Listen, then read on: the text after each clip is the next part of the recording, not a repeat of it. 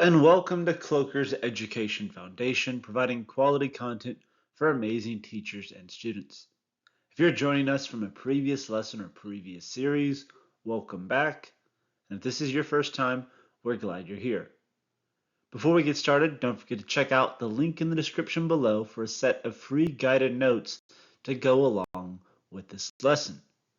And while you're there, go ahead and like and subscribe to the channel. That way we can continue to reach and educate a wider audience. Let's dive in. This lesson is focused on the spread of Christianity, and so we won't be doing a deep dive into Christian theology or the beliefs at the start. However, we will cover many of the important details. Now, early on in Pax Romana, the Roman peace, a new religion is forming in a far distant corner of the realm, of the empire, and that is Christianity.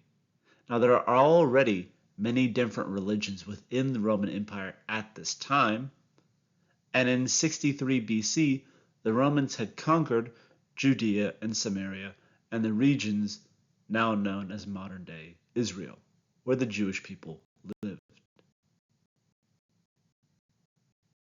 Such a vast empire, the Romans generally had a wide tolerance of different religions. The unifying factor for the Romans, if you recall, was citizenship. The Romans allowed Jews to worship their one God as they allowed other tribes and other religions to worship their gods and deities. The unifying factor for Rome was Roman citizenship. Many Jews reluctantly lived under Roman rule and became Roman citizens. Now, this made it tricky, as some wanted to revolt against Rome and believed a Messiah would come to lead their people to freedom, and others did not. It made it tricky for the Romans because Rome had different laws of how to treat people, whether they were a foreigner, whether they were an occupied territory, or whether it was a Roman citizen. And so enters Jesus, born in an estimated 4 BC in Bethlehem. Now this is news to some people. Many people assume that he was born in 1 AD, as they're told from a young age. BC used to mean before Christ, and AD was Anno Domini, the year of our Lord, and some people argue that it should be changed to before the Common Era and the Common Era, BC and CE.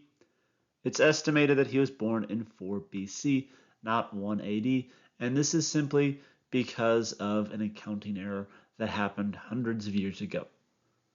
In the Gospel of Matthew, it states that Jesus was born during King Herod's reign, and King Herod died in 4 BC. Therefore, if the Gospel is true, he could not be born in 1 AD, like is commonly taught, or commonly believed. There are other evidences and pieces to support this claim, but we'll put those aside for now.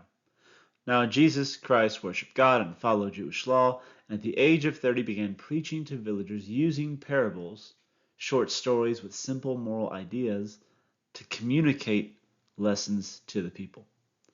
He recruits 12 disciples who help him spread these ideas, and they become the apostles in Jerusalem. Some Jews in Jerusalem welcomed Jesus, and many of the priests felt that he threatened their leadership.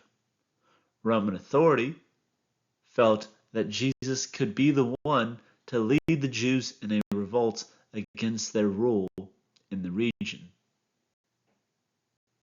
And so, according to the Gospel, Jesus was betrayed by one of his disciples, arrested by the Romans, and killed by crucifixion, a person bound to a cross and left to die.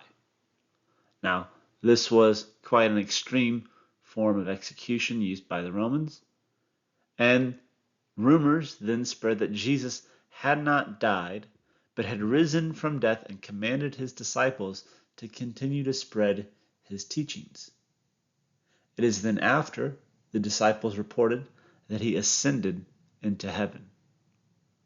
Now, there are many references in pop culture.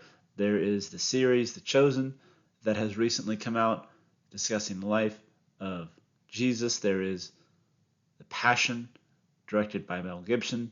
These are somewhat historical, but they are also deeply rooted in the Christian faith. So what do I mean when I say the Christian faith, or Christianity as it's commonly called? Well, the followers of Christ are called Christians. The disciples that he had continued to preach the messages of Christianity and his teachings throughout the Roman world after his death, resurrection, and ascension. And we see that one of his apostles, Peter, establishes Christianity in Rome itself. One of his apostles, Paul, plays the most influential role in spreading Christianity as they help spread Christianity throughout the Mediterranean, and their letters become part of the New Testament in the Bible. Unlike previously conquered people, the Romans were not very tolerant towards Christians and Christianity. They refused to worship the emperor and honor him with sacrifices. They refused to worship and honor the Roman gods to protect the state. And Christians were often used as the scapegoats, blamed for the social and economic problems, because it was an attractive religion, especially to the lower classes, making them an easy target for the state, the military, the aristocracy, and the government to blame. Many Christians were persecuted and died for their beliefs, tortured, publicly sacrificed. They became martyrs for the faith, someone who dies or suffers for their cause. Whether it was being thrown into a coliseum and being fed to lions, being crucified in public, or in the case of Nero, as some call him, tied to a post and set on fire to act as a human torch for the city. Despite all of this, Christianity continues to spread due to the fact that all are welcome in the church. And unlike the spreads of Islam, we do not see violence being used to spread Christianity.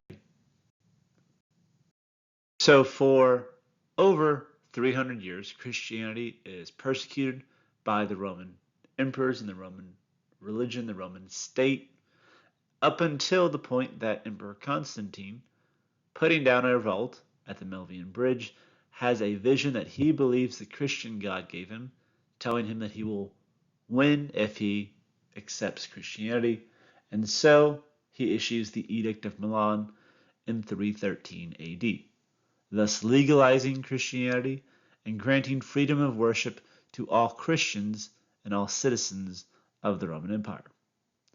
By the end of the century, the Emperor Theodosius made Christianity the official religion of the Roman Empire. The Catholic Church, or the Roman Catholic Church, has maintained the same structure since its inception so long ago, with the Pope being the head, bishops below, and then diocesan priests who serve the local community.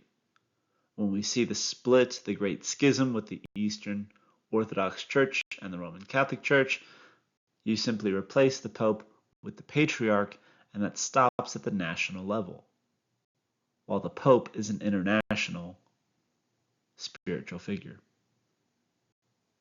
You can see here a more clear comparison of the two in the modern era, with the Pope being the head of all church authority over all bishops and the faithful, and then cardinals, bishops, archbishops, priests, and then deacons who help at the community level.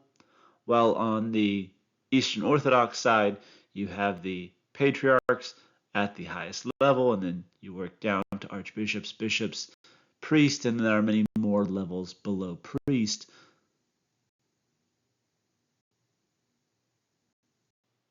You can check out the other PowerPoints within our Roman Empire unit, where we talk about the rise of the empire, the fall of Rome, and of course Byzantium, the development after.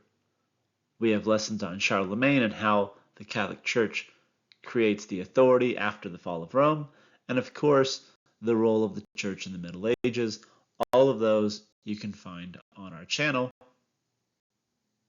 That wraps up our lesson. Ladies and gentlemen, thank you so much for watching. As always, don't forget to like and subscribe, especially if you found this helpful. If you like the video, it allows us to reach a wider audience and continue to educate. Check us out on Teachers Pay Teachers, the YouTube channel, the Rumble channel, and the Kloeker Education Foundation website. We have a ton of resources and a ton of lessons for you there as well that we think you might like.